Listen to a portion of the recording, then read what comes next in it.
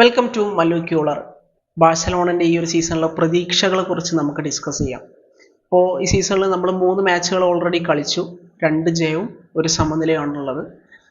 Possible ആയിട്ടുള്ള 9 പോയിന്റിൽ നിന്ന് നമുക്ക് 7 പോയിന്റാണ് കിട്ടിയിട്ടുള്ളത്. സീസണിൻ്റെ തുടക്കമാണ്. പിന്നെ എല്ലാ മാച്ചും ഞാൻ ഫുള്ള് കണ്ടിട്ടില്ല, കാണാൻ പറ്റിയിട്ടില്ല. സോ മാച്ചുകളെ കുറിച്ചൊന്നും ഞാൻ ആധികാരികമായിട്ട് പറയുന്നില്ല. ഈ ഒരു സീസണിൽ ടീമിൻ്റെ പ്രതീക്ഷകൾ എന്തൊക്കെയാണ്, അല്ലെങ്കിൽ ടീം എവിടേക്ക് എത്തുമെന്നാണ് എനിക്ക് തോന്നുന്നത്, ആ കാര്യമാണ് ഞാൻ ഡിസ്കസ് ചെയ്യാൻ വേണ്ടി ശ്രമിക്കുന്നത്. ഓക്കെ, അപ്പോൾ നമ്മുടെ സ്ക്വാഡിനെ കുറിച്ച് ആദ്യം പറയുകയാണെങ്കിൽ നമുക്ക് കിട്ടിയിട്ടുള്ള ഏറ്റവും വലിയൊരു അഡ്വാൻറ്റേജ് ആണ് ജോവൻ ഗാർഷ്യനെ പോലത്തെ ഒരു ഗോൾ കീപ്പർ. അത് ഈ റയോ വലക്കാനോ മാച്ചിലും നമ്മൾ ക്ലിയർ ആയിട്ട് കണ്ടു.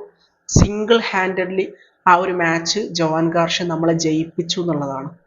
സോ UCL വരുന്ന സമയത്താണെങ്കിലും ലീഗിൽ വരുന്ന സമയത്താണെങ്കിലും ഈ ഒരു കീപ്പർ നമുക്ക് തരാൻ വേണ്ടി പോകുന്ന ബൂസ്റ്റ് എന്ന് പറഞ്ഞാൽ ഹ്യൂജ് ആണ്. എസ്പെഷ്യലി UCL വരുന്ന സമയത്ത് ബിഗ് മാച്ചിൽ ഇങ്ങനത്തെ ഒരു കീപ്പർ, ഒരു ഗെയിം ചേഞ്ച് ചെയ്യാൻ പറ്റുന്ന കീപ്പർ ഉണ്ടാവുമെന്ന് പറഞ്ഞു കഴിഞ്ഞാൽ അത് വല്ലാത്തൊരു ബ്ലെസ്സിങ് ആണ്. ഫൈനലി അത് ബാഴ്സക്ക് ഉണ്ടെന്ന് നമുക്ക് പറയാം. പിന്നെ UCL മാച്ച് വരട്ടെ, അപ്പോൾ നമുക്ക് കൂടുതൽ കാര്യങ്ങൾ കാണാം. എന്തായാലും UCL നമ്മളെ സംബന്ധിച്ചിടത്തോളം അത്ര ഈസി ആവാനൊന്നും പോകുന്നില്ല. ടൈറ്റ് ഫിക്സറാണ്. ടൈറ്റ് ആണെന്ന് വെച്ച് കഴിഞ്ഞാൽ നമുക്കിപ്പോൾ ന്യൂകാസിലിനെ എവേ പോയിട്ട് നേരിടണം, ചെൽസിനെ എവേ പോയിട്ട് നേരിടണം. ഇതൊക്കെ ഡിഫിക്കൽട്ടാണ്. Let's PSG നേരിടാനുണ്ട്. അപ്പം ഇങ്ങനത്തൊക്കെ മാച്ച് നിൽക്കുന്ന സമയത്ത് തന്നെയാണ് ഗോൾ കീപ്പറുടെ ഇമ്പോർട്ടൻസ് അവിടെ ഹൈലൈറ്റ് ചെയ്യാൻ വേണ്ടി പോകുന്നത്. ഇങ്ങനത്തെ മാച്ചിലാണ് ഒരു ഗോൾ കീപ്പർ മാസ്റ്റർ ക്ലാസ്സുകൾ പുറത്തെടുക്കേണ്ടത്. പിന്നെ ഡിഫൻസിലേക്ക് വരുമ്പോഴാണ് കൺസേൺസ് തുടങ്ങുന്നത്. സെൻട്രൽ ബാക്ക് ഏത് പെയർ നമ്മൾ കീ ആയിട്ട് യൂസ് ചെയ്യുന്നുള്ളതിൻ്റെ കാര്യത്തിൽ ഇപ്പോഴും തീരുമാനമായിട്ടില്ല. അതിനി അറൗഹോ കുബാർസി പെയർ ആണോ, കുബാർസി ക്രിസ്ത്യൻസൻ ആണോ, അതോ ഇനി കുബാർസി എറിക് ഗാർഷ്യ ആണോ, അതൊന്നും ഇതുവരെ തീരുമാനമായിട്ടില്ല. എന്തായാലും എറിക്ക് എനിക്ക് ഒന്ന് കുറെ കൂടെ ബെറ്റർ ആവുക ഇനിയിപ്പോൾ റൈറ്റ് ബാക്കിൽ തന്നെ ആയിരിക്കും.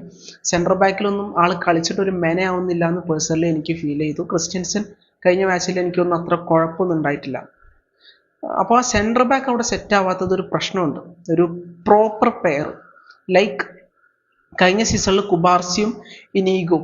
അപ്പോൾ നമുക്കറിയാം ഇവരാണ് സ്റ്റാർട്ട് ചെയ്യുക, ഇവരിതൊക്കെയാണ് ഡെലിവർ ചെയ്യുക, ഇവരിങ്ങനെയാണ് ഓഫ്സൈഡ് ട്രാപ്പ് സെറ്റപ്പ് ചെയ്യുക, ഇവരിതൊക്കെ ചെയ്യുമെന്ന് നമുക്കറിയാം. നമുക്ക് അവരൊരു വിശ്വാസം ഉണ്ടായിരുന്നു. ഈവൻ ദോ ഗോള് നമ്മൾ കൺസിഡർ ചെയ്യുമെങ്കിൽ പോലും ഡിഫെൻഡ് ചെയ്യേണ്ട പല സമയത്തും അവർ ഡിഫെൻഡ് ചെയ്യുന്നുണ്ട്, അറ്റാക്കിലേക്ക് അവർ കോൺട്രിബ്യൂഷൻ നടത്തുന്നുണ്ട്. ഓഫ്സൈഡ് ട്രാപ്പ് വെച്ചിട്ട് നിരന്തരം വേൾഡ് ക്ലാസ് അറ്റാക്കേഴ്സിനെ അവർ കുടുക്കിയിടുന്നുണ്ട്. അതൊക്കെ അവർ ചെയ്യുന്നുണ്ട്. പക്ഷെ ഇപ്പം നമുക്ക് നോക്കുമ്പോൾ ഈ പ്ലേയേഴ്സ് അതൊക്കെ ചെയ്യുമെന്നുള്ള കാര്യം ഡൗട്ടാണെന്ന് പറഞ്ഞു കഴിഞ്ഞാൽ നമ്മുടെ കൺമുന്നിൽ നമ്മൾ കണ്ടിട്ടില്ല ഏത് പേരാണ് ഇനി കളിക്കാൻ വേണ്ടി പോകുന്നത്, കുബാർസിൻ്റെ കൂടെ ആരും പാർട്ണർ ചെയ്യും. ഇതൊക്കെ ഒരു മിസ്റ്ററി പോലെ നിൽക്കുകയാണ്. അത് ഫിഗർ ഔട്ട് ചെയ്യാൻ എത്ര ടൈം എടുക്കുമെന്ന് അറിയില്ല. എനിക്ക് തോന്നുന്നു ഇപ്പം നമ്മുടെ ഇന്റർനാഷണൽ ബ്രേക്ക് ആണ്. അപ്പോൾ അത് കഴിഞ്ഞ് വരുമ്പോഴത്തേനും ഫ്ലിക്ക് കാര്യങ്ങൾ ഫിഗർ ഔട്ട് ചെയ്തിട്ടുണ്ടാവും എന്നാണ് ഞാൻ വിശ്വസിക്കുന്നത്. അപ്പോൾ സെൻട്രൽ ബാക്കിൽ അവിടെ ഒരു ഇഷ്യൂ നിലനിൽക്കുന്നുണ്ട്. ഇനിയിപ്പോൾ ഒരു പെയർ സെറ്റായാൽ തന്നെ കഴിഞ്ഞ വർഷം ഇനീഗോ കോൺട്രിബ്യൂട്ട് ചെയ്ത് അത്രത്തോളം വരുമെന്നുള്ള കാര്യം സംശയമാണ്. അപ്പോൾ എന്താണ്, അവിടെ പെയർ സെറ്റായി വരാൻ ഒരുപാട് ടൈം എടുത്തേക്കാം, ആ പ്രോപ്പർ കെമിസ്ട്രി ഫോം ചെയ്ത് വരാൻ. Anyway let's see. പിന്നെ വിങ് ബാക്കിൻ്റെ കാര്യത്തിലേക്ക് വരുമ്പോൾ റൈറ്റ് ബാക്ക് ആയിട്ട് കുണ്ടുണ്ട്. അത്ര സുഖമുള്ള പെർഫോമൻസ് ഒന്നും എല്ലാ ആൾ ഇതുവരെ തന്നിട്ടുള്ളത്. ഈ ഒരു സീസൺ ലാസ്റ്റ് മാച്ചിലൊക്കെ വീക്കായിരുന്നു. പക്ഷെ കൂണ്ടൊക്കെ ഇമ്പ്രൂവ് ആവുന്നതന്നെയാണ് ഞാൻ വിശ്വസിക്കുന്നത്, എസ്പെഷ്യലി UCL വരുന്ന സമയത്ത്. ലെഫ്റ്റ് ബാക്കിൽ നമുക്ക് ബാൾഡെ 3 വീക്ക് ഇഞ്ചേർഡ് ആവുമെന്ന് കേൾക്കുന്നുണ്ട്, 3 വീക്ക് പുറത്താവുമെന്ന് കേൾക്കുന്നുണ്ട്. അപ്പോൾ അവിടെ എനിക്ക് തോന്നുന്നു ടോറൻസ് ആയിരിക്കും മിക്കവാറും കളിക്കുക. മിഡ്ഫീൽഡിലേക്ക് പോകുന്ന സമയത്ത് we got a really good midfield. ചില സമയത്തൊക്കെ സ്ട്രഗിൾ ചെയ്യുമെങ്കിൽ പോലും നമ്മളുടെ മിഡ്ഫീൽഡ് വേൾഡിലെ വൺ ഓഫ് ദി ബെസ്റ്റ് മിഡ്ഫീൽഡാണ്. ആ മിഡ്ഫീൽഡിനെ എനിക്ക് കംപ്ലീറ്റ്ലി വിശ്വാസമുണ്ട്. ഓക്കെ, ഫൈനൽ തേർഡിലേക്ക് പോകുന്ന സമയത്ത് Yamal, Raphinha, Ferran Torres, Lewandowski ഉണ്ട്, അവിടെ റോണി ബാർജി ഉണ്ട്, ഒരുപാട് ആൾക്കാർ നമുക്ക് അവിടെ ഉണ്ട്, റാഷ്ഫോർഡ് ഉണ്ട്. ഫൈനൽ തേർഡ് ഇപ്പം എന്താ ഒരു സുഖം കിട്ടുന്നില്ല. ഇപ്പോൾ പ്ലെയേഴ്സ് സെൽഫിഷ് ആവുന്നു എന്നുള്ള പരാതി ഒരുപാട് പേര് പറയുന്നുണ്ട്. ഒരുപാട് പേര് പറയുന്നുണ്ട്. എനിക്കൊന്ന് ഫ്ലിക്ക് വരെ പറഞ്ഞിട്ടുണ്ട് സെൽഫിഷ്നെസ് പാടില്ല, ഈഗോ കിൽ സക്സസ് എന്നൊക്കെ പറയുന്നുണ്ട്. അപ്പോൾ എന്തൊക്കെ ഇനി ടീമിൻ്റെ എന്താ പറയുക, ബിഹൈൻഡ് ദ സീൻസിൽ എന്തെങ്കിലും പ്രശ്നം ഉണ്ടോയെന്നൊന്നും നമുക്കറിയില്ല, ഉണ്ടാവില്ല എന്ന് വിചാരിക്കാം. അപ്പോൾ ഫൈനൽ തേർഡ് ഒന്നും കൂടെ സെറ്റ് ആവാനുണ്ട്.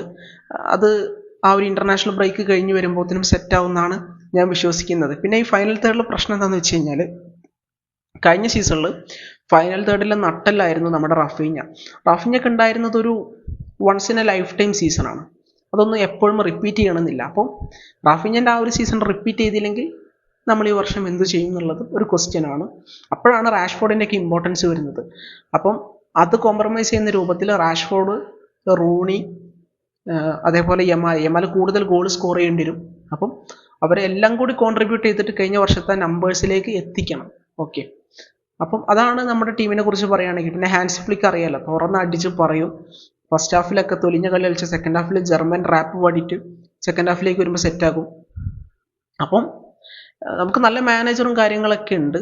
പക്ഷെ ടീമിലിപ്പോൾ ഉള്ളിൽ എന്തൊക്കെ കൺസേൺസ് ഉണ്ട്, എന്തൊക്കെ പ്രശ്നമുണ്ടെന്നാണ് എനിക്ക് തോന്നുന്നത്. കഴിഞ്ഞ സീസണിലൊന്നും Hansi Flick ego kill success അല്ലെങ്കിൽ സെൽഫിഷ് ആവരുത് അങ്ങനത്തെ വർത്താനൊന്നും പറയുന്നത് കേട്ടിട്ടില്ല. ഇന്റൻസിറ്റിനെ കുറിച്ച് ഒരുപാട് പറയുന്നതും കേട്ടിട്ടില്ല, പോരാന്ന്. അപ്പോൾ ഈ സീസണിൽ തുടക്കം തന്നെ നമ്മൾ അതാണ് കേൾക്കുന്നത്. അതിലൊരു പേടിയുണ്ട്. പക്ഷെ അങ്ങനെ പേടിക്കേണ്ട ആവശ്യമില്ല എന്നാലും. കാരണം എന്താണെന്ന് വെച്ച് കഴിഞ്ഞാൽ ആകെ 2 മാച്ചേ ആയിട്ടുള്ളൂ, 3 മാച്ചേ ആയിട്ടുള്ളൂ. ഒരുപാട് ടൈമുണ്ട് ടീമിന് സെറ്റ് ആവാനും ഇമ്പ്രൂവ് ആവാനും പഠിക്കാനും തിരുത്താനും ഒക്കെ. ഓക്കെ, അപ്പോൾ അത് നിർത്തിയിട്ട് നമ്മൾ എന്തൊക്കെ നേടാൻ പറ്റും എന്നുള്ളത് നോക്കുകയാണെങ്കിൽ എനിക്ക് തോന്നുന്നു മേ ബി നമ്മൾ ലാലിഗ സെക്കൻഡ് ആവാൻ ചാൻസ് ഉണ്ടെന്നാണ് പേഴ്സണലി എനിക്ക് തോന്നുന്നത്. സെക്കൻഡ് ആവാൻ ചാൻസ് ഉണ്ടെന്ന് പറഞ്ഞു കഴിഞ്ഞാൽ ഒരു 30ാമത്തെ മാച്ച് ആകുമ്പോൾ തന്നെ നമ്മൾ കിരീടം അടിയറവ് വെക്കും, അങ്ങനെയല്ല. At the end of A tight fight may be നമ്മളൊരു 4, 5 അല്ലെങ്കിൽ 3, 4 പോയിന്റിന് ട്രോഫി ലൂസ് ചെയ്തേക്കാം എന്നുള്ളൊരു ഫീൽ എനിക്കുണ്ട്. ആ ഫീൽ എനിക്ക് പേഴ്സണലി തോന്നാൻ കാരണം ഡിഫൻസാണ്. ഡിഫൻസിൽ കുറച്ച് കൺസേൺസ് ഉണ്ടെന്നാണ് പേഴ്സണലി എനിക്ക് ഫീൽ ചെയ്യുന്നത്.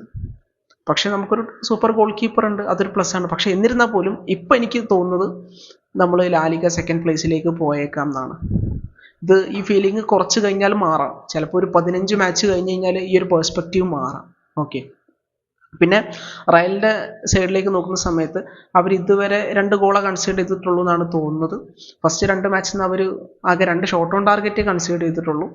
അവരുടെ ഡിഫൻസിൽ അത്യാവശ്യം മെറ്റീരിയൽസ് ഉണ്ട്. ആ മെറ്റീരിയൽസിനെ സാബിക്കൊന്ന് ഓർഗനൈസ് ചെയ്തെടുക്കാൻ പറ്റിക്കഴിഞ്ഞാൽ, അവർ ഫിറ്റായി നിന്ന് കഴിഞ്ഞാൽ അവരുടെ ഡിഫൻസ് അത്യാവശ്യം സ്ട്രോങ് ആണ്.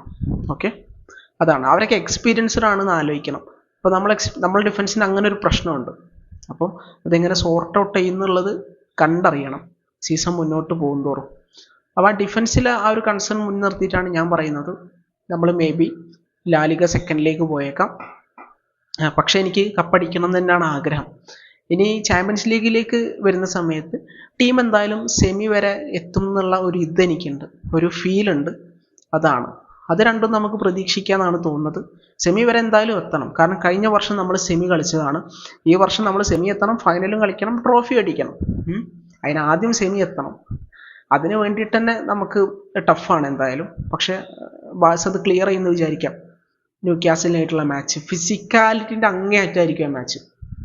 സെൻറ്റ് ജെയിംസ് പാർക്കിൽ പോയിട്ടാണ് കളിക്കേണ്ടത്. അവിടെ പോയിട്ട് എനിക്ക് തോന്നുന്നു PSG വരെ കഴിഞ്ഞ സീസണിൽ തോറ്റിട്ടുണ്ട്. കഴിഞ്ഞ സീസണിലല്ല, അതിന് മുന്നത്തെ സീസണിലാണ് തോന്നുന്നു. അപ്പം അങ്ങനത്തെ ഒരു ടഫർ സ്റ്റേഡിയമാണ്. പിന്നെ ഫിസിക്കാലിറ്റി എന്നൊക്കെ പറഞ്ഞു കഴിഞ്ഞാൽ അവർ പെഡറിനെ എല്ലാവരും പിടിച്ച് തൂക്കി അങ്ങോട്ട് എറിയും. അങ്ങനത്തെ ടീമാണ്. ജോലിൻടൺ, ഡാൻ ബേൺ, ബ്രൂണോജി, അറിയാലോ എല്ലാവരും. ഇങ്ങനത്തെ മാച്ച് നമ്മൾ PSG നേരിടാൻ വേണ്ടി പോവാണ്, ചെൽസിനെ നേരിടാൻ വേണ്ടി പോവാണ്. സോ എന്തായാലും ഒരു പോസിറ്റീവ് മൈൻഡ് സെറ്റോടെ ഇരിക്കാം, സെറ്റ് ആവുമായിരിക്കും. അപ്പോൾ അതാണ് എൻ്റെ ഒരു പ്രതീക്ഷ.